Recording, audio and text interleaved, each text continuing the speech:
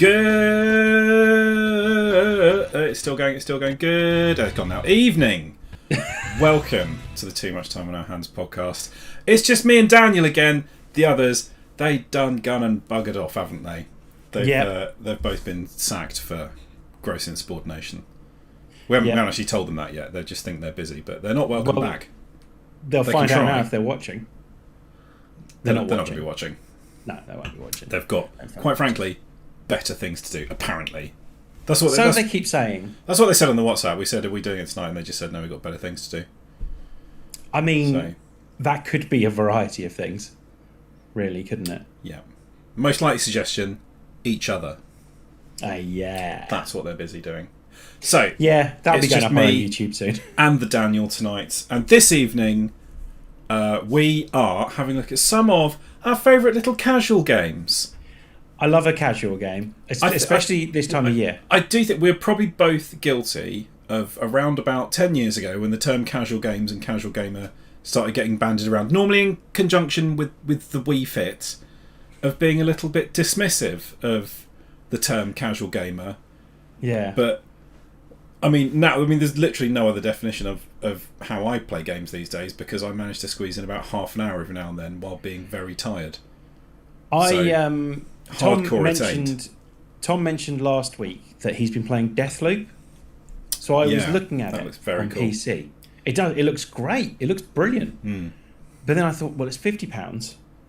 The NFL season started 2 weeks ago. Am I actually going to play this game, or shall I just wait a year till it's on Game Pass for free? That is the thing. Like, Game Pass allows you to play AAA games from a couple of years ago in a kind of a casual manner without that whole niggling feeling of I spent £100 on this, and I've spent 15 minutes in it. So what I'm really looking for, like from September through to February and then March through to April, what I'm really looking forward for is short games or games I can just like plonk on, with the exception of Forza Horizon. Just plonk it on, mate. Hashtag plonk on. Just hashtag plonk on. Just plonk it on and just kind of like lose myself for a little bit. And then plonk it on and lose yourself. That's your like uplifting Instagram spiritual advice of the day, isn't it? Yeah. Hey guys, just plonk it on and lose yourself. Just put on scented candle. Actually, these people don't even say stuff these days, do they? All the influencers. They just stand there with some music on, going like this, and then point to words on the screen. What's that all about? At least fucking talk. Well, talking's too easy is the problem. Like, if they have to do that, then they have to do it in time to the music. Also, as I understand it, a lot of people are watching reels, like, in class and stuff, so most of them actually watch things on silent. There you go. Mm-hmm. Yeah, most people do watch things on silent as well, because actual sound is quite abrasive. Actual sound is quite abrasive, isn't it? Yeah. So maybe that's what we should be doing. Maybe we should be pointing to things on screen rather than actually... Yeah, but for like an hour-long podcast, that would just be like some quite densely printed text scrolling up with a scope. Yeah, I'm up for that. Paul Edge says more merch. Yeah, what did you say? Plonk it on and chill out t-shirt or something? Oh, plonk it. Oh, there we go. Yeah, plonk it on and lose yourself. Plonk it on and lose yourself. Yeah, just plonk it on and lose yourself. Put on a scented candle, wood smoke if you've got it, or like a candle. Pour yourself a glass of wine, cheekily big glass of wine, obviously, and I've got a quite insultingly small glass of wine actually. Yeah. Well, then just find your favourite thing. Can be anything, but in this instance, casual games, and just plonk it on and lose yourself for half an hour. Get out of the modern rat race for half an hour. Plonk it on, lose yourself. Neo's no double baby. Yeah, but so we're going to sort of have a natter about some of our favourite casual games, and for this, like, there is no hard and fast line anymore. I don't think about what is a casual game and what isn't. Like, for a while, it was quite clear cut. Anything on the Wii that involved a novelty peripheral or anything on a phone, that was a casual game. So it's got a bit more blurred now. Dan says I hate sounds, and Phil says noise is pain. I think they're onto something. We're onto something. I think we should do silent podcasts. Silent podcast, yeah. Silent video stream podcast, yeah. Yeah, definitely. No, just the podcast. I bet silent. some performance art prick has already released a silent podcast series, haven't they? It's just like a bunch of episodes of different lengths with absolute silence in them that you have to listen to in full. Maybe. You know, the sad thing is, probably do better than our podcast. We're not in, we're not in this for the success. No, even though this podcast is getting some insane numbers the last few weeks. I think we're doing about as well as you can, given the level of effort that we're prepared to put into this, which is roughly 15 minutes of prep on the night of the podcast. Well, those people that make a living off of doing podcasts, they work a lot harder on their actual podcast, not overall. I'm aware that for roughly, probably slightly wider audience, probably a little, no, I might be underplaying it a little bit, that I put in a lot more work for the other podcast I do, which is very time consuming, but a lot of fun. Because do you know what I do, Russ? Find the NFL game I want, the All-22, obviously, coach's tape, got to watch that. Pour myself that cheekily large glass of wine. I'm going to suggest that you probably do somewhat more preparation than is necessary for your other podcast. Plonk it on and lose myself, though. That's what I do. Yeah. Yeah. So anyway, tonight we'll go through some of our favourite kind of casual games from over the years. But yeah, I think like it's quite hard to define what is and what isn't a casual game these days. I think it's been defined as like a game that just anyone can play, which is a little bit broad and meaningless. GTA 5 has been listed as a casual game when I was looking it up earlier. Absolute disagree. It's for monstered up 15-year-olds, isn't it? So, yeah, it's also, not. like, It's for 18-year-olds. Anything that you need to sink a lot of time into, anything that's got like a complicated plot, anything where you have to have like quite a decent amount of skill and practice in it to really enjoy it, that can't really be considered a casual game. Anything that you have to invest a decent amount of time in, which is not to say that you can't sink a ridiculous amount of time into casual games, as I absolutely have. But like they should be immediate to pick up. You know, it shouldn't take you very long to get good at them, even if it might take you a lifetime to get great at them. Does that make any sense? No, it does. It does, because there's that kind of. I'm thinking about the games that are on my list, and that sums a lot of them up. Also, broadly, anything with more than a 5 GB install size probably can't be considered a casual game. I would argue that one of the games that is a casual game, it might be just the case that I don't play it casually. Does that count? Probably. Yeah.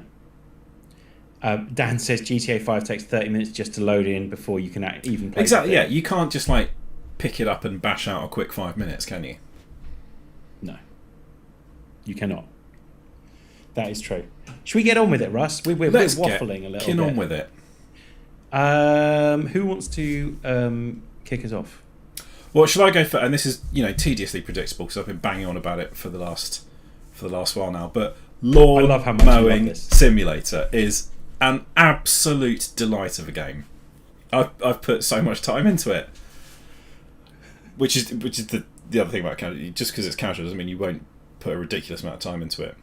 No, but it is exactly what you think it is. You mow lawns. That's absolutely it. There is no more to the gameplay than that. There's a very, very lightweight sort of career and business management thing, but it's very, very perfunctory. But it is wonderful. It's the most relaxing game you can possibly imagine, basically, that is still quite challenging. Like, you like to think there's a bit of skill involved. You get the lines on the lawn now. It is difficult to do, as apparently it is in real life. Getting those lines parallel, you've got to be quite on it and very careful. And then when you've got an odd shaped lawn with little lumps and bumps and flower beds and things in the middle of it, how do you do your stripes?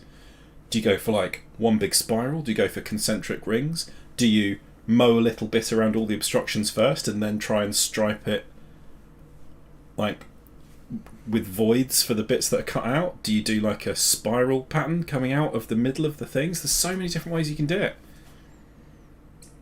Yeah. I don't know. I've never played it, Russ. I still really want Power Wash Simulator. Power Washer Simulator. I'd say they are in very similar ballparks. Yeah. I've seen some of the things you can power wash in that. The thing about Power Simulators is basically it's just pointing at stuff, isn't it? Kinda. You got to find all the little nooks and crannies in it, though. It looks like a lot of fun. It looks like it could be a bit more frustrating. Oh, you say that. Mowing a lawn is frustrating, Russ. I had to mow my parents' lawn the other day. Well, I mean, the good thing about Lawnmower Simulators is it's not real. True.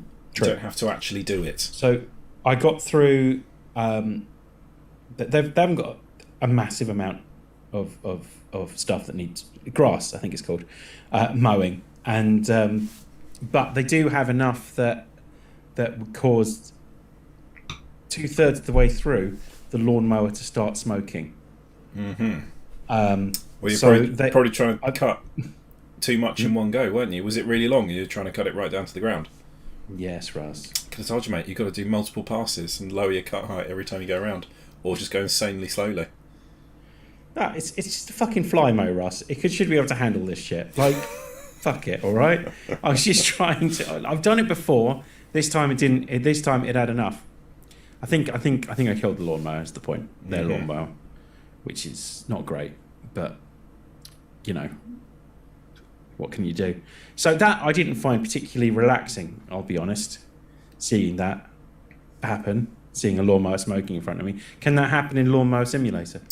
It can do if you're not careful enough, yes. You have to quite carefully manage how fast you're going. You know, you're given a cut height that you need to get the grass to, but it could be, you know, you could be dealing with grass 20 or 30 centimetres long here. Crazy as I know that sounds. So, you know, if you want to get it all the way down to 5 centimetres in one go, you've got to go pretty slowly and watch your engine load, because if you start overtaxing the engine, it's going to cause wear and tear on your machine, it's going to ruin your blades, and you're going to leave scuffy little bits of grass trimmings all over the place, which you're going to have to either remow or go and pick up afterwards if you don't want to get fined. Or you can go either nice and really slowly and carefully, or you do multiple passes and, you know, just do it in a couple of passes, maybe take like 10 centimetres off at a time. I think this is a game that I wouldn't enjoy as much as you enjoy. And I will say this because when you said, and then, you're going to have to go and redo it or you'll get fined, there was part of me that goes, I kind of want to play this game just to say, fuck it. But I'm not redoing it. You could do a really bad job and you'd still progress through the game. It'd take you a bit longer to save up more money to buy, you know, more powerful lawnmowers or whatever. But you can just fuck the lawn up, not quite finish it properly, and then crash into their car on the way out if you really want to. It won't. Can you? Yes, you have to drive the car afterwards. They can't drive the car, but you could drive your lawnmower into their car before you put it back on your trailer and drive off. I went to a wedding at the weekend, and we were there to help set up, and it was outdoors.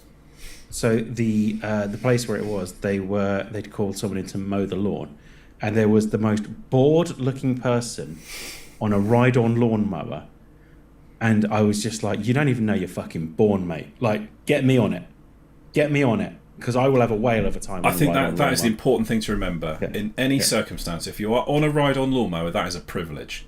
Exactly. Yeah. Exactly. I mean, he was a teenager. He obviously was listening to podcasts.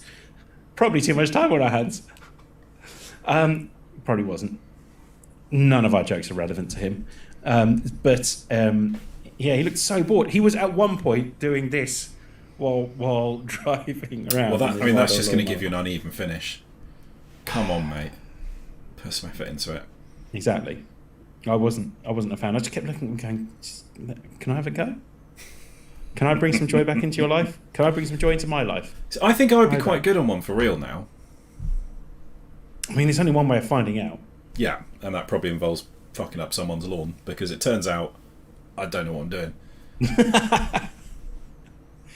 doing. Paul says BitLife. I can waste hours on that thing. I'm guessing. I'm not familiar with that, but I think I've seen it popping up on the YouTubes. Yeah. It looks I've like a seen sort of, I don't know, from what I've seen, it looks like a higher quality version of Minecraft, but I'm sure there's a lot more to it than that. I did just look it up. Let's have another look. Life Simulator. Make the right choice and attempt to become a model citizen sometime before you die. That does sound quite good, actually. It's good life advice, isn't it? Yeah. Dan says, I've got a policy against playing games that simulate tedious household chores. I kind of know where you're coming from, but I don't get to ride on a lawnmower and mow the grounds of a castle, so that's not a household chore that I ever have to actually do. Whereas, like, I think maybe that's my problem with Power Washing Simulator, is I've got a pressure washer, and it is as fun as you would think. Yeah. So, I just do it for real. Yeah. Oh, BitLife is text-based. It's a mobile game. Oh, it must not be the one I'm thinking of then. Adam says my daughter loves House Flipper, which looks very. You've heard about this? That's very popular amongst the tweens. I've heard this as well. Like it looks quite good fun. Like tidying, but it looks like it's just more fun to click a button to fold a sheet than actually fold a sheet, doesn't it? Well, yeah, absolutely. That's where I'm at with that. Phil says, when I did my lawn recently, I had to go over it 3 times, trimmer the edges, overgrown weeds, and take a hedge trimmer to the brambles and nettles. It took 3 hours. Like that. Hedge trimmers are extremely fun as well. Hedge trimming simulator has got to be upcoming at some point. Can you not even trim fucking hedges in Lawnmower Simulator? Is a hedge a lawn? No, but I you fucking can't then, can you? Okay, fine. It's all lawns. And it's only ride on. There's no push mowers, which apparently is not very realistic. If you were doing a big lawn for real, you use a ride on lawnmower for like the bulk of it, but you do the edges and the fiddly bits with a push mower, like a manual petrol operated one. I think you use that to get the lines, don't you, as well? No, you could. Depending on how big a lawn you're using, but a lot of ride on lawnmowers you can get a roller kit that you can lower down at the back. Good to know. But yeah, you would never do the actual twiddly fiddly bits with a ride-on lawnmower like you do in this. Well, there we go. Learned something every day. Should we get all the simulators out of the way? That's the only simulator one I think I've gone for. PC building sim? Well, I kind of didn't want to put too many similar ones in there, but that is very good fun. It is. I mean, all sorts. Like I've got Farming Simulator, which my son loves playing because he's mad into tractors. That's really good. But there's too much. Like, you could say that's quite similar to Lawnmower Simulator, but there's far too much on the business. You've got to properly run the business of a farm. Nobody's got time for that. We just want to drive tractors around. Have you updated it with the post-Brexit edition? You can't get any staff and you can't get any supplies in. Yeah. You've just got just like rotten vegetables everywhere. You can't get anyone to come pick the vegetables and fruit. You have to spend at least 6 hours a session just doing paperwork that you're not really familiar with. You sit at a table arguing with your wife, saying, "Yes, I know this is what I voted for, but." Yeah, and then you just sack it all off and turn it into a glamping site and make 10 times as much money. Way to go, isn't it? PC building sim is a lot of fun, if only because it genuinely scratches the itch of actually building a PC without having to spend thousands of pounds in building a PC. Yeah, which is really the problem with building PCs. Unless you got to, how do you get from that bit where you've built one to you get to build another one? Yeah. Without there being an unreasonably short period of time before you look at your piece and go, "Wow, it's a hunk of junk, isn't it? I'll chuck that out and do a new one." And it's a weird situation where the gaps got wider. Like, because you definitely had a period after you finished yours, you were sort of like sniffing around Twitter, going, "Is anyone looking to get a new PC? I could build it for you."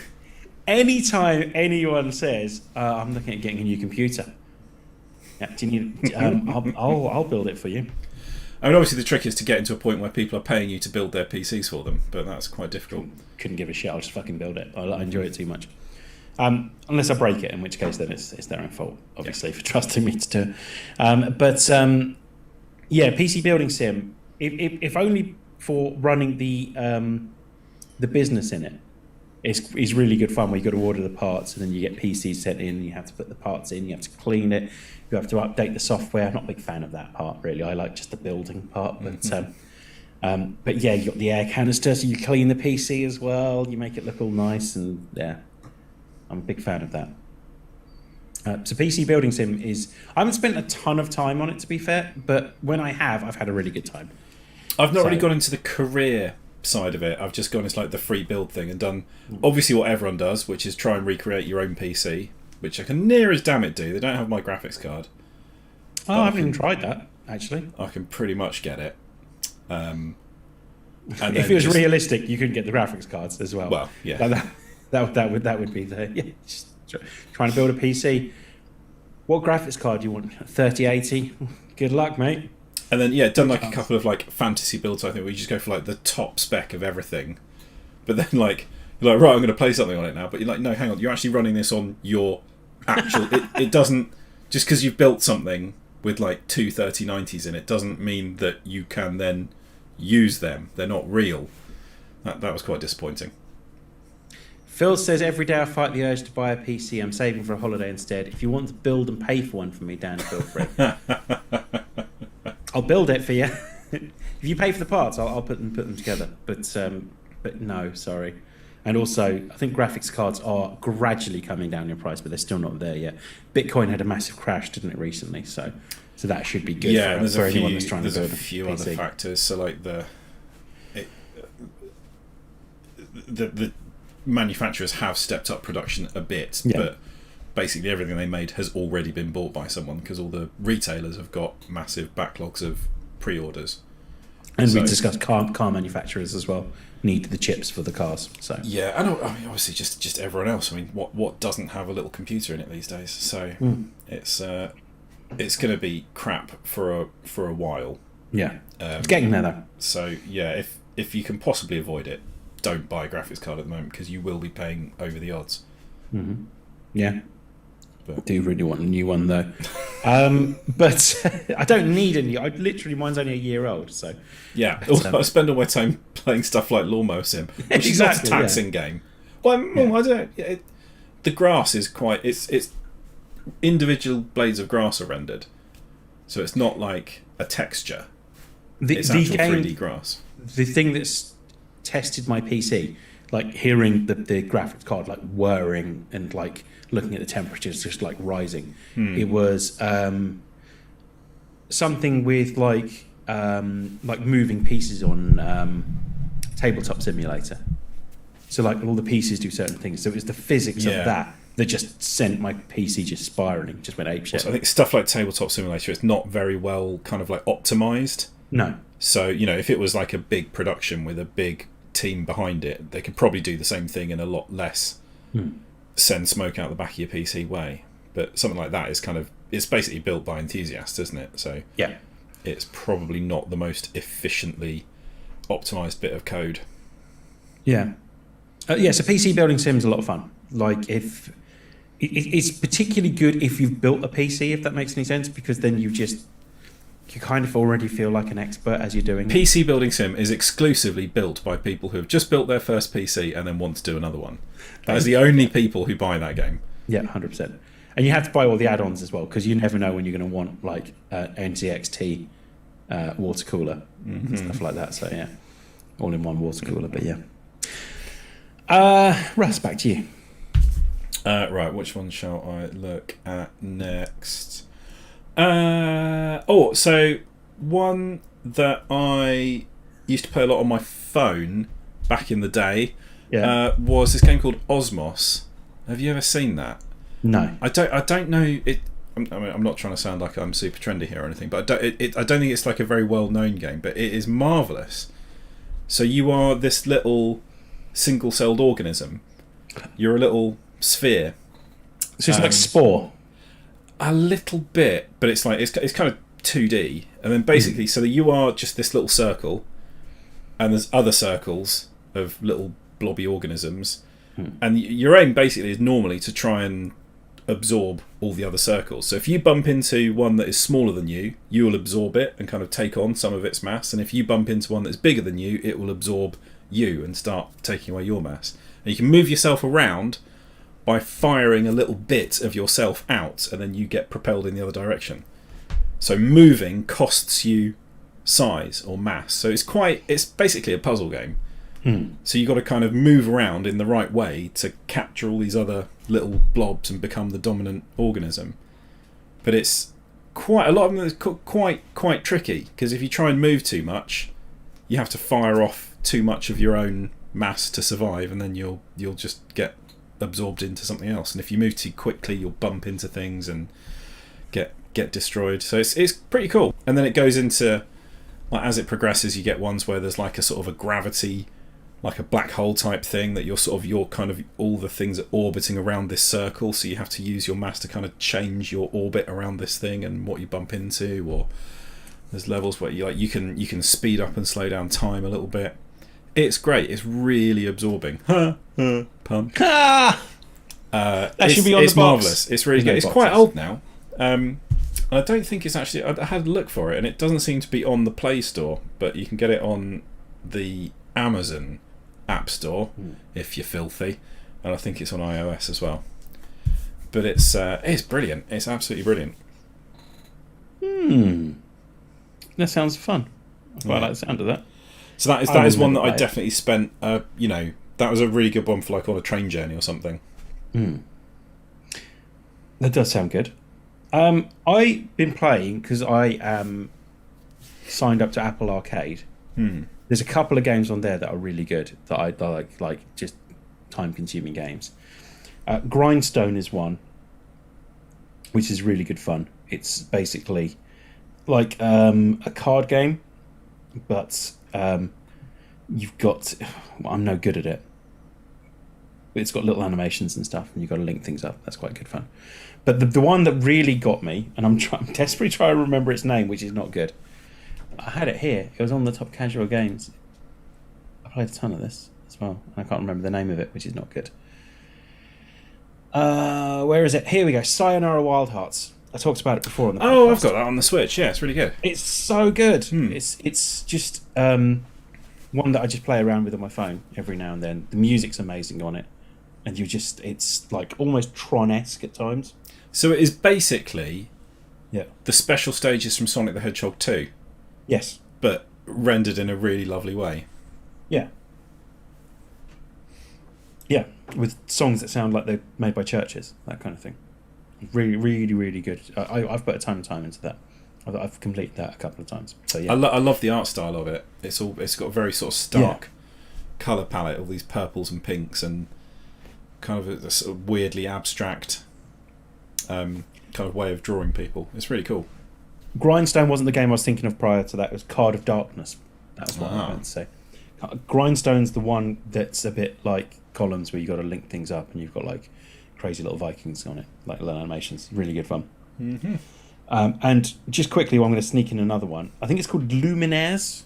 I play this one on the iPhone as well. Okay. It's you've got a beam of light, and then you've got mirrors, and you've got to find ways of angling it into certain areas to do things. Oh, that sounds good. Yeah, it's really good fun. It's really obviously it's just called Lumen. Sorry, it's just I've put a ton of time into it, and obviously it gets more and more complicated. You get more beams of light, you get more mirrors, different things that you can do with it. Was it called Lumen? Lumen, Lumen. Oh yeah, that does look quite cool. Yeah, I really like it. It's good fun. Yeah, might have to have a go at that. Cool. Back to you. I thought I'd get the mobile ones kind of out of the way that I tend to play. But I think so. Just because a game is mobile, I don't think anymore that necessarily means it's a casual game. Not at all. Yeah, but those are. So. But like I've been playing, what's that game called? Bad North on the iPad. That's really good. You could probably make an argument for that being a casual game, but I think it's actually quite deep, and quite absorbing. I'll get one more in. What Go for the it. Golf? It's called, and it is just the craziest golfing game. So everything starts like a normal golf game, but then you've got to like throw yourself at the hole or something like that, or Of course you do. throw the clubs. It is just That's how I play golf absolutely- anyway. It's absolutely crazy, and it's really, really good fun. Sorry, I'll shut up now. Nice. Golf is a good game to kind of mess with because it's got such a staid and formal kind of air to it. So anything that I mean, that's, let's face it, that's what Crazy Golf is, isn't it? The original casual game. Yeah. But yeah, it's just a fun formula to mess with. I do love a bit of Crazy Golf. Yeah. Turns out it's really frustrating playing Crazy Golf with children because they're just shit. They're not enough fun to be solid competition. What's annoying is you probably weren't when you were a kid, though. I think I was basically semi-pro.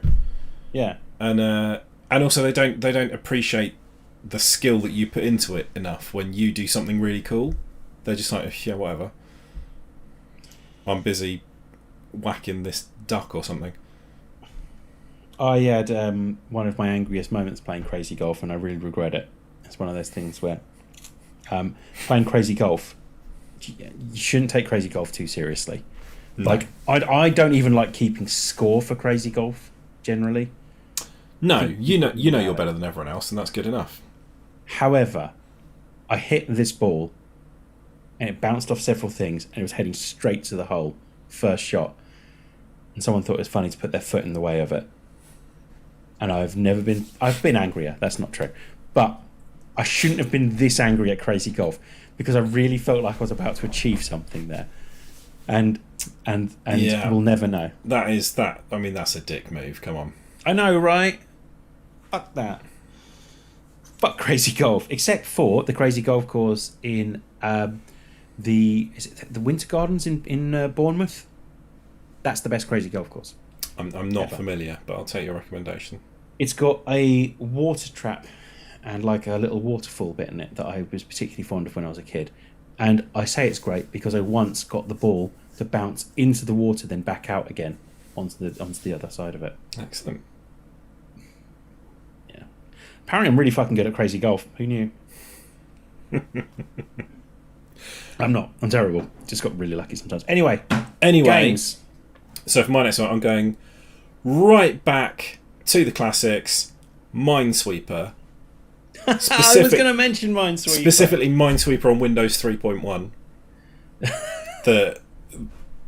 The best version of Minesweeper. It doesn't need little beveled edges on the buttons. It's fine as it was. Yeah, Minesweeper. Absolutely. Because the thing about Minesweeper, unless you're playing it on like the ridiculous difficulty, it's solvable. It's always solvable if you concentrate. You should, and I think unless you're on like the highest difficulty level, you should never be in a situation where you have to guess. You can always work it out, but then that can also be frustrating when you just can't work it out and you go, "Oh fuck it, it's probably not." Oh yeah, it was that one. But yeah, just a very satisfying little gameplay loop, Minesweeper, especially because you have this. You sort of like right click, left click, or you sort of click both mouse buttons at once on one, wouldn't you, to kind of clear, if you were positive that it wasn't a mine, and that would sort of clear all the ones around it. Yeah. Absolutely loved that. Also, incredibly easy to hack the high scores because they were just saved in a text file in the directory, so you could just open it up in Notepad and put 25 billion as your score if you wanted to. I was wondering if PCs, if Windows still comes with Minesweeper. No, I think you can get, there's like Windows Arcade Live Classics that's got Solitaire and Minesweeper, but they're riddled with adverts and they've got like nice graphics and it's just not the fucking same. Do you know Solitaire's on Game Pass now? Yeah, but it's not proper Game Pass. You don't install it. You sort of play it as a service. It's bullshit, mate. It's still on there. And also, you would think that Minesweeper would be brilliant on phones, but you can't do the different taps. You can't right click on a phone, so you have to like say, I want to flag this one, tap. Now I want to open up this one, tap, and it's just not as good. Minesweeper was just it's built for PCs. It's built to have on in like the corner. You need a mouse with two buttons. You can do it on a Mac. Well, yeah. When they invented the second mouse button, you could, yeah. Well, it's not a second mouse button. You just need to use two fingers. Oh, you're talking about like a modern Mac with a trackpad? Yeah, you could do, yeah. So yeah, definitely. So we got some comments. Paul says, I built a PC years ago before it was popular, when you used to have to go to a leisure centre, men with chipsets, graphic cards on trestle tables everywhere. Nowadays, I can't bring myself to do it.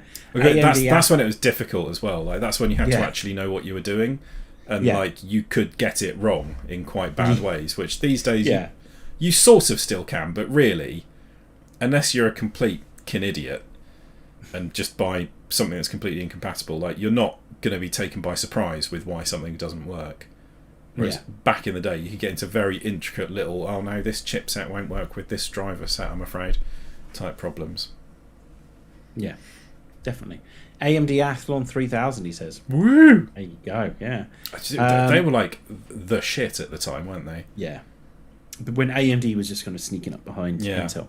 Now, AMD's probably overtaken Intel, so... Phil says Crazy Golf is only for competitors at the highest level. That kind of behaviour is the reason people get murdered. Yeah, absolutely unacceptable. Adam brings up a great casual game. All about Bubble Bobble as a pick up and play, although incredibly frustrating.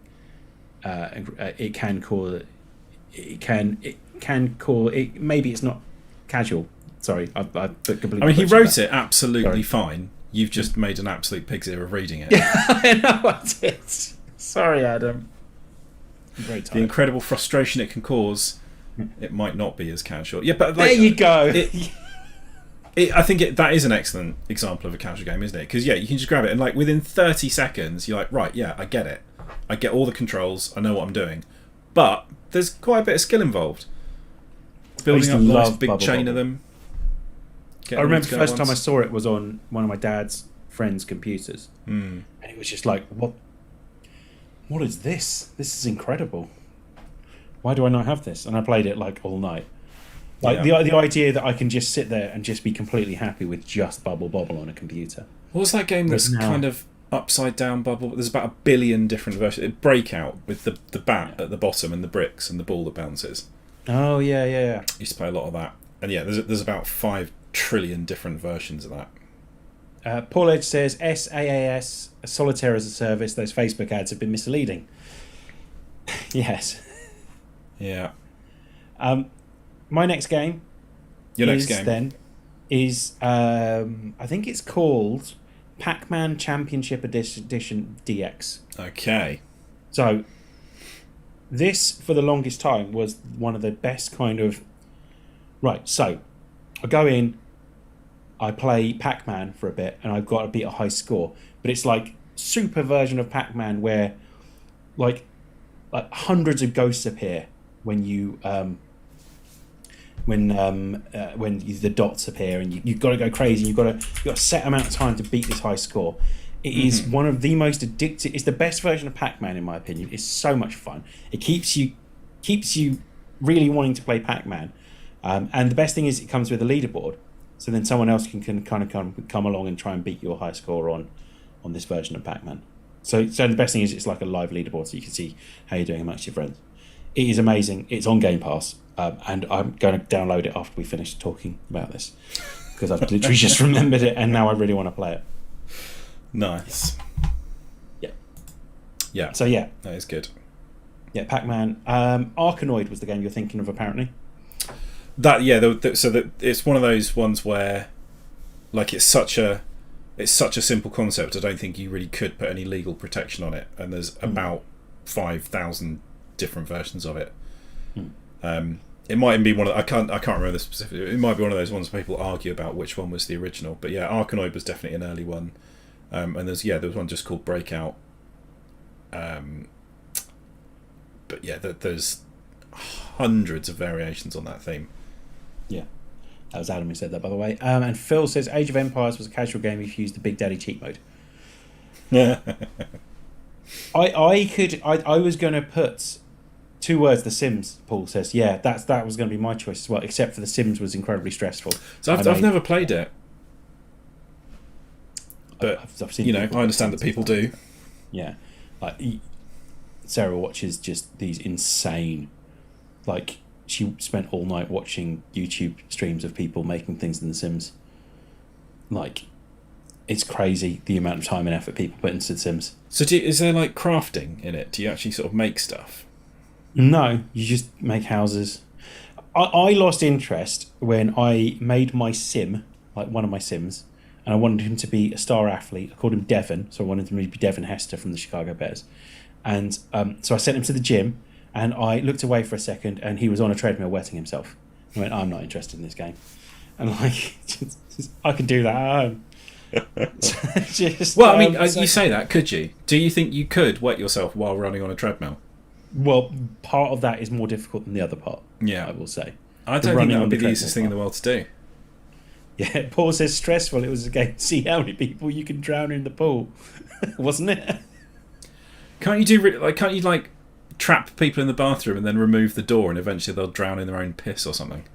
Yeah, you can take all the doors off and set the house on fire as well. Apparently. Yeah. Lovely. So on that front, SimCity I found less stressful, and also Civilization.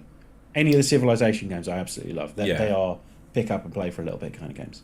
But I mean, I don't think there's any way you could call those a casual game.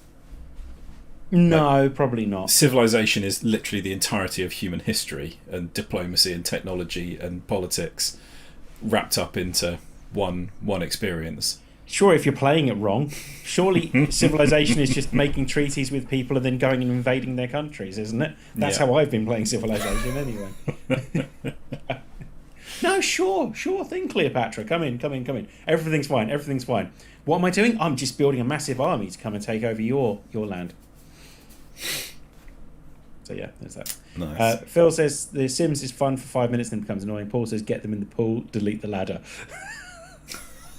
I had seen that before. That's yeah. Sim Tower, Adam says, a very random one. I got addicted to. Oh, that was a Maxis game, wasn't it? They were the company that made all those original. But there was a phase when they were just churning out Sim whatever, like Sim City, Sim Hospital. I think they might have been involved in like Theme Park or roller. Oh my god, Theme Park! But they had a whole bunch of these like Sim whatever games. Theme Park was far too stressful for me because as soon as I heard that, and I'm like, oh god, someone's chucked up somewhere else. That means I've put a toilet too close to a fucking ride again. Fuck this. But I used to love Theme Park. Yeah, that's great. But I mean, that was quite a deep management game, wasn't it? You had to actually, once you got past a certain point, you actually did have to put quite a bit of effort into to keep going. I've spoken about loads, Russ. What you got? It's just remote. So it's not remotely a casual game, and I shouldn't be talking about it at all. But Transport Tycoon, God, I used to love that game. Did you ever play that? No. I played Railroad Tycoon. Probably the same thing. I think roughly. Transport Tycoon might have been the sequel to it. So Transport Tycoon is this really weird game. It is made by one guy. He did literally everything, and I think he wrote it basically in assembly code, which is the hardest way of doing anything ever. But it's a phenomenal game. It's basically just a giant train set game. It's magnificent. Many hours played on that. But it is in no way a casual game, so it is ineligible for discussion this evening. But do you know what is a casual game? It's fucking Peggle, mate. I was going to say Peggle. Yes. I love Peggle. Peggle is the most satisfying. There is not a game that I think rewards you as much as Peggle. Yeah, there's some demented like scientist who's understood like dopamine, or what's the is it dopamine, the sort of the little squirt of chemical that you get in your brain. It's been like you know, they say that like every time you get like a notification from Instagram or whatever, you get a little hit of dope. But like just the sounds and the music and the rhythm of it all is brilliant. So I've kind of put that ahead of probably even Tetris, because Tetris just stresses you out as it goes on.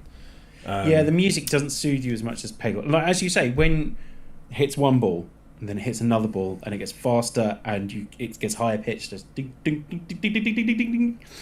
And then obviously when you get the last ball, and it goes into like slow motion as it just goes.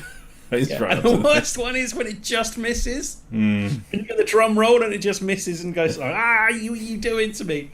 But when you hit and you get Ode to Joy come up, oh my god, it is so good. Yeah, like Serotonin, that's the one. Yeah, there you go. I think Dopamine does something entirely different. I think it relaxes you, doesn't it? Yeah, like I'm sure there must have been like, you know, you'd have heard people in toilet cubicles just going yes because they've been playing Peggle and have just got a thing and forgotten where they were. It's marvelous, and it's perfect little casual. Like the controls are literally you can just do it with one finger, can't you? Yeah. Just and it's done. No, it's Peggle's great. It's like 99% luck probably, but you do feel when it all goes right, you're like, yeah, I fucking nailed that, didn't I? I'm brilliant at this. I put so much skill into that. I really calculated the trajectory of that. The best one is when you get the little add-ons, so you can get the thing that like literally lets you aim it, and the little laser thing. Yeah, that's really handy. I really loved. You know, you got the pace, and you also have like the bricks that you have to hit. When there's a curve of those, and you get it to just perfectly like follow the curve of them round. Go. Oh my god, it's so good. I love Peggle. Peggle is the perfect casual game. I think that nails it. Phil says, "Burn the oven, remove the doors." I'm assuming that is something to do Peggle, with, isn't it? Yeah, Peggle. Yeah, that's Peggle. Phil then says, "Ski Resort Tycoon." That does sound like a super relaxing version of the Tycoons. Paul says he loved Sim Tower. Adam says Bullfrog was theme park and hospital. Hospital was great fun, although Maxis might have been involved somewhere. I preferred theme park and theme park World because that came out on the PlayStation. Phil says theme park Peggle is now called Peggle Blast, and it's from EA. Oh no, Peggle Blast is and the games as a service version. In-app purchases, so that's a huge set of warning signs there, isn't there? However, you can get it's on Game Pass. Russ. Peggle. Is it on Game Pass? Yeah. Oh, excuse me a minute. I'm just going to get that installed. Yeah. Phil says theme park was poor man's Roller Coaster Tycoon. Well, theme park came out before Roller Coaster Tycoon, and it's all we had. Whatever, fine. Sim Tower, Sim Farm, and all on GOG apparently. Interesting. Peggle is not on Game Pass unless it's fucking EA. It is, yeah. Oh well, it doesn't cocking work for me then, does it? EA are on Game Pass. I've now literally just opened Game Pass up. Hang on. Yeah, I still can't get them to work because really EA are annoying. Yeah. Why can't you get it to work? We've been through this. It's because they've got my EA account is tied to an email address that doesn't exist anymore. Oh, Russ, I'm just sitting here looking at Peggle right now. I'm going to download it. I'm going to install it. You shit. You know it. Something went wrong. To continue, that's what I get account, every time. To continue linking your EA account, head back and start over. That's the message I get every single time. You're fucked as well, mate. You can't get them either. Fuck. Oh well, that's annoying then, isn't it? Okay, yeah, Peggle was a perfect choice. Mario Kart. Specifically Mario Kart 8. Yeah. So I think some people might disagree that that's a casual game, but I think it's right up there. Casual. You know, it's the perfect like party game, isn't it? It's a perfect. Right, I've got an hour. What do you fancy to do? Let's play some Mario Kart. Yeah, let's play some Mario Kart. I think you can get more into it than we have been, but it's such a great online game to just kind of sit and chill playing. I absolutely love Mario Kart, and it's probably my most played Switch game, I would imagine, because it's the kind of game that if I'm picking up a Switch, it's a good chance that I'm picking up a Switch because I've got like half an hour to spare, and that's perfect for a couple of races in Mario Kart. Yeah, now and it's also perfect. Like, you never feel crap at it. No, even when you just started, or if you have a bad, like, if you just really mess up or something, you'll never limp home miles after everyone else. The sort of the rubber banding on it is really kind of nicely done. So you always feel like you've done okay, no matter how shit you were. But you can't win without being quite good and doing quite well on the course. Yeah, I must admit, I hate the blue shell. Blue shell is a prick. The blue shell is a prick, yeah. It's a little too powerful. You say the rubber banding is good, but that is just like the most obvious example of. But I mean, it's less so in multiplayer. But if you're playing it single player, you are unlike it won't hit you with a blue shell unless you are way out in front. It's like the you're doing too well sign when a blue shell comes in. And I think there are a couple of ways of avoiding it. If you do, like, there's the what's the thing that you can, like the horn, the hooter thing. If you time that just right, it will divert a blue shell, I think. Really? I think so, yeah. Interesting. Jamie's asked if we've mentioned the Lego Marvel games yet. So all those Lego games, I enjoy them for about 5 minutes, and then when you realise that you're going to have to play through every level 30 times with all the different characters that can do the different things and to get all the studs, they just start to get too tedious for me.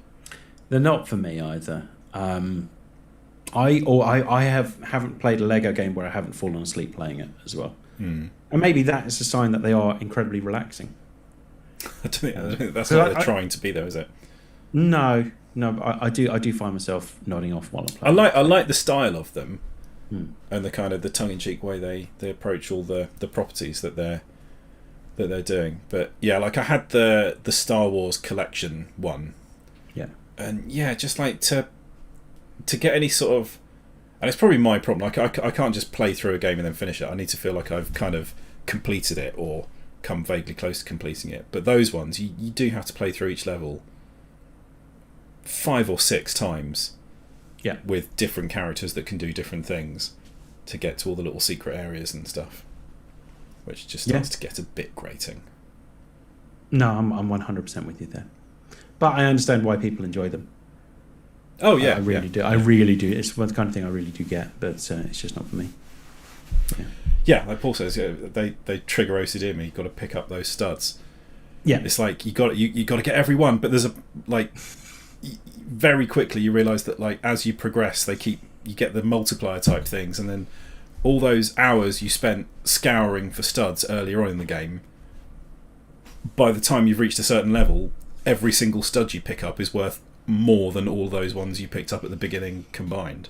Yeah, but you got to pick up the ones at the beginning so you can unlock, I don't know, Kylo Ren. Yeah. Whatever. Yeah, I understand. I get why people like them so much. And they are very funny. The one thing Lego does very well in all aspects is humour. Obviously does it really well in the films, and does it really well in the games as well. Mm-hmm. Very humorous. Russ, what you got? Okay, what should we go with next? Done that one. I mean, that's kind of other format that I do. It's basically the Flappy Bird kind of format of game. Yeah. Which is a concept that's been knocking around for a really long time. Yeah. There's a guy called David McCandless, who's like a designer and coder type person who insists that he invented it back in. Do you remember there's all those websites that had like Flash games on them? Yeah, I lost so much time in it. Yeah, he had. I think it was just called Helicopter Game, and it was basically it was Flappy Bird. Yeah. But the version of it that I particularly enjoy is Jetpack Joyride. Oh my god, Jetpack Joyride! Which is essentially the same game. Yeah. But just done in a really fun way. Yeah. That was a lot of fun. And you can shoot stuff. There's another one as well where you keep going up levels. Oh god, I can't remember what it's called. Your little yellow, like, oval thing. And you keep jumping up levels. And you've got to avoid... Oh god, what's it fucking called? It's going to bug me. Little yellow oval jumper. There you go. That's the one. God, why couldn't I think of that? But yes, again, there's one that sort of covers a whole host of things. So there's, again, so many clones of that type of game. And yet I suppose you could kind of lump that in with like the Infinite Runner type games that were really popular a little while ago.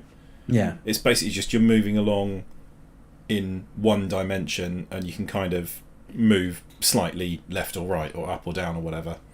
And it's kind of avoiding obstacles, really, isn't it? The game I was thinking of is called Doodle Jump. Doodle Jump. Mm-hmm. Sure, yeah, that's fun. Why not? It was really good fun. I put a ton of time into that. I really like Warhammer Quest on my phone, specifically on my phone, because it's just basically like playing Warhammer Quest, but you can put it down and you don't have to see your friends. So it's quite addictive. I really like it. Phil says the Motocross Flash game was hilarious, watching the bloke come off the bike and bend in all kinds of weird shapes. Yeah, any game where they're trying to figure out the physics is always fun. Yeah, there were those ones like you had to. Do you remember there was that series where you were like a Yeti or something, and you had to like smack a penguin? Oh my god, that was as far as it would go. I played that so much, and it was always the same. Like the first 5 or 6 times you did it, you just go bleh, bleh, bleh, and then you'd get that one where you got it on the sweet spot, and the thing would just go for fucking miles. Oh, it's so much fun. And then land and slide along perfectly. There were loads of things like that. I bet none of those exist anymore. Flash doesn't exist anymore, does it? So, because it was a resource hog and riddled with security holes, but there were some fun games on it. Yeah. So why didn't they think about that, huh?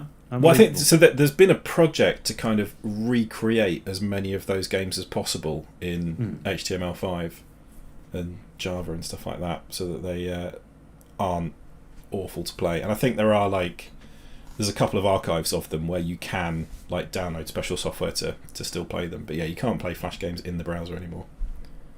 Kind of struck me as one of those things that everyone would go, oh my god, I need that. I definitely need that. And then no one would actually play it.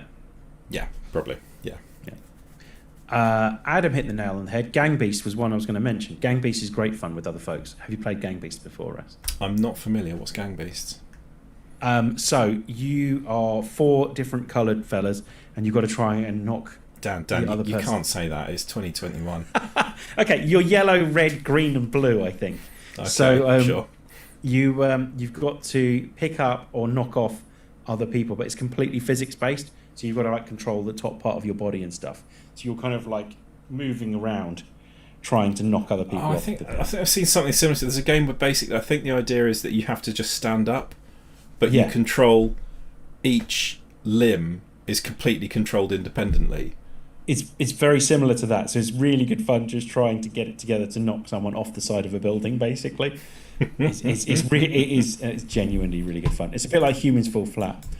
On that level, the idea that what was the battle royale that they did recently? Fall Guys. Yeah, that one looks pretty good. Oh my god, it's brilliant! It's so much fun. Yeah, like okay, that is so pretty that casual as look well. quite cool. Unless you're me, who's never won a game, but it comes so close when you dive for the crown at the end, and you literally fall down inches in front of it, and you'd have won. I'd like to have a go at Fall Guys, but I don't really feel like paying for it. Is it free anywhere? It was free on PlayStation. That's where I got it. Oh, fucking PlayStation! Cool fucking PlayStation. I think it's not on Game Pass. Among Us comes up quite a lot. I find that incredibly stressful. Yeah, I mean, it's an excellent casual game. Yeah, casual games can be stressful. They're allowed to be stressful. That's fine. Slime Rancher is another one. Have you played that? No. You literally go around with a hoover, hoovering up slime, but the slime has little smiley faces on, and you can put them in pens and stuff. Again, Fall Guys is not on Game Pass unless it's EA. It's not EA. No, it's not on Game Pass. How much is it? I'm prepared to pay up to £10 for it. Does Football Manager 2001 count? It's $7.99 on Steam at the moment. I might get Fall Guys. If you get Fall Guys, maybe I'll get Fall Guys as well, and we can play Fall Guys together. Why don't you get it on Switch, and then we can play it on Switch? Because it won't be $7.99 on the Switch, will it? It'll be like £45 or something. So yeah. Okay. If I'll download Fall Guys if you don't download Fall Guys. It's not available on the Switch yet. Isn't it? Apparently All right, not, cool. no. Oh, I'd hold fire. I think it's coming to Game Pass. I think I remember seeing something about it. It's listed on the Nintendo Store, but it just says coming 2021. Bloody hell. This is interesting for everyone, isn't it? Sorry. Will Fall Guys be on Game Pass? There are no plans for Fall Guys to come to Game Pass. It said in the tweet. Okay, maybe not then. I'll shut up then. Okay, I'm going to get it on Steam. I do fancy giving this a go. It's good fun. So yeah, broadly, yeah, I think casual games have gone from something that I probably did used to look down on a bit to probably mainly what I do. It's either casual games or games that are 15 years old and I play remasters of. I'm seeing if Fall Guys is cross-platform. PC, no, Fall Guys is not cross-platform. PC and Xbox. Come on, man, get it fucking together. Because then we could. Why isn't it available on the exact thing that I want? No, I'm just saying that we could do a very fun Discord party game of Fall Guys if we could get it on multiple formats. Paul says, "Are you thinking of Humans Fall Flat?" That is another really fun physics-based one where you've got to get across things and it's just incredibly difficult because different buttons control different limbs. So yeah, nice. Maybe it is that one. I was thinking of Octodad was the other one as well. That sounds creepy. It kind of is, but it's kind of fun as well. So yeah, while we're at it, Bloodborne, really good casual game. Nice. Yeah, definitely. I find it casual, but I've never played it. So we should probably wrap this mother up.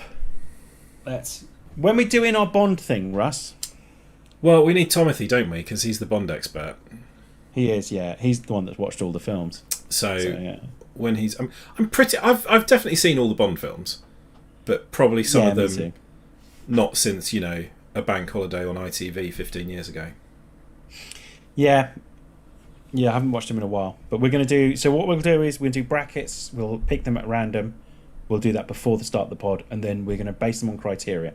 So if you've got any ideas for what criteria to base it on, and if you are in the chats, you get to vote on it. Oh, that could be quite good to take suggestions on, actually. So things we can rank movies on. So, like, whenever me and my wife watch Eurovision, we have to add a few categories to the official score sheet so that you can add scores for things like, costume, hotness. Hotness is definitely in there. We have there's a game changer category, which isn't a score; it's like a discrete award. And if one of the performances is a game changer, then that gets an extra 10 points. Things like that. In which case, if you're judging it with the extra categories, the Eurovision made the correct choice this year, or last year, or this year. Sorry, yeah. Italy. Yeah, all of them were hot. It was that song was a good time. Come on. It was a good time as well, yeah, and they're just good as well. Yeah. So yeah. Gadgets. Oh, this is good. So Phil's got gadgets, cars. Put it in the Discord, because this will disappear in a second. Sexiness. Most of the Bond films are quite unsexy, especially the Roger Moore ones, where he basically goes around molesting people. Yeah, it's not great. It's more. It's more just kind of uncomfortable. But yeah, put your suggestions in the Discord, and we'll start basing them on things. Yeah. So yeah. Like, and if you want to join the Discord, head to our Twitter, which is at TNTOOH. Good one-liners, that kind of. Although all this does mean that we're going to have to know all of these films in intricate detail, which means watching them all. And there's about 30 of the fuckers, aren't there? Yeah, 25 of them. If you've seen the latest ones, 2 hours 45 minutes long. Yeah, but like, Villain's a good category. And they've been waiting to release it for the best part of 2 years, so they've probably gone and tinkered with it and stuck extra bits into it and stuff. It doesn't need to be too. Villain is a great category. That's definitely something we should rank it on as well. Yeah, some of them aren't that great, and some of them are just amazing. Yeah, definitely. So yeah, add them in the Discord. I'll set up a separate channel for Bond then. Actually, it will be in our World Cup of channel. So just add them in there. Cool. So, Daniel, what other podcast shenanigans have you got going on at the moment? Nothing. I'm actually getting around to putting our old podcasts up because I've been focusing on the Gridiron Gentleman. But there's 2 of them gone up. 2 more to go up, including this one now, and they'll all be up by the end of the week. And then we're ahead of the game. Then next week, I think Marvel we're recording Shang-Chi, but I haven't actually watched it yet, so I need to go see that before we can do a podcast on it. Cool. And yeah, then just James Bond. And I want to do another World Cup of yet, but I haven't figured out what to do World Cup of. So if you've got any suggestions, hit us up in the Discord. Okay, we've got to get one that Richard Osman hasn't taken already. Has he? Is that the prick that's doing them at the same time as us then? I mean, to be fair, he was doing it a long time before us. He's got a whole book. Yeah, but was he doing it better, Russ? I mean, he kind of was. He had millions of people doing it on his Twitter feed. Like, he was doing it to the point where he got a book deal out of it. You don't feel like a team player here, I'll be honest. But you know what? going to plonk it on and relax. I've even forgotten what I said now, so I'll be honest. Plonk it out and... Plonk it out? I'm pretty certain it wasn't that. It was something along those lines. Yeah, so yeah, just plonk it on and get yourself off, or whatever it was you said. It was like something like that, yeah, I'm pretty certain. Yeah. Yeah, cool. Best TV series villains. We did the best movie villains, didn't we? We did. Yeah, we did restrict it to movie villains, didn't we? Are TV series villains any good a lot of the time? I mean, some of them are. Fucking, like all the ones from The Expanse are, that's for sure. Gus Fring. Fucking Admiral Wynn. But then the last World Cup we did Inaros. was a villains World Cup, so we should probably do something else. Yeah. You know how you Google like a famous actor or actress's name and the first thing that comes up is feet? Maybe we'll do best feet? That's getting into a niche of the internet that I don't really want to go into. Alright, maybe we won't then. Just an idea. Just going to shoot everything down that I say, Russ. That's up to you, I suppose. Mm-hmm. We haven't done a video games one. It's too broad, though. You can't just do the World Cup of video games. No, but as in something based on video games. We've done movies, we've done TV, we haven't done video games. Okay, we'll think about it. Yeah. We'll think about it. All the baddies in Dexter were great, especially Trinity. Very true. That is very true. And as you said, Gus Fring's a particularly good bad guy as well. Cool. Right, Dan, how can people contact us with all of these juicy nuggets of information? TMTOH on Instagram and Twitter. And then through both of those, come join us on our Discord. Discord is a lot of fun. We're talking about all kinds of stuff at the moment. We just got a new chat with Adam here about Critical Role. Because we are at some point, we've been promising this for a while, going to do a wrap-up of campaign 2 of Critical Role. But you can't do it because you're on episode what? Oh, like 40. I'm going to die long before I finish Critical Role. Those are rookie numbers, son. Yeah, you need to bump them up. I don't have a commute. I've lost my podcast. I don't listen to any podcasts anymore because I just don't have the time. Real good advert for this one, Russ. Really good. Thanks, mate. Yeah. I mean, to be honest, doing this eats into my podcast listening time. True. Except, no, I need a commute or a regular journey, but walking from the back door to this shed does not give me long enough to catch up on episodes of Critical Role, which tend to clock in at about 4 hours each. Do you think there's a market for 10-second episodes of podcasts? Definitely. For people that are doing that. The Onion used to do literally a 30-second long podcast. It was like just the news headlines for the day. It was really good. Interesting. Back before commercial sponsorship ruined podcasts like it's fucking ruined everything else. God, the internet used to be so much better than it is now. Yeah, we're not sponsored by anyone, especially Corsair. That was the real problem. When it turned out you could make money off the internet, that's what fucking ruined it. Nobody used to do anything to make money. They just did it for fun. Oh, I've set Russ off on one of his get off my freshly mown lawn chats now, haven't I? Mm-hmm. So yeah, just Twitter, Instagram, TMTOH, and then come join the Discord, which is where all the magic happens. Cool. I'm not gonna fuck you. I don't know why I made it sound like that. So until next time. Yeah. I've been Russ. He's been Dan. Yeah. Hello. Say bye-bye to the children, Daniel. Bye everyone. And hopefully next time some of those other slackers will turn back up, but we'll have to see. Or maybe we'll just get rid of them and get 2 new ones. Yeah. Do you say cue the music, Russ? Or do I say cue the music? Well, I need to press the button. Yeah. So do you want me to say cue the music? I mean, I can't really do 2 things at the same time, can I? No, okay. I could just press the button, or you can. Okay, cue the music. Okay, I can do it.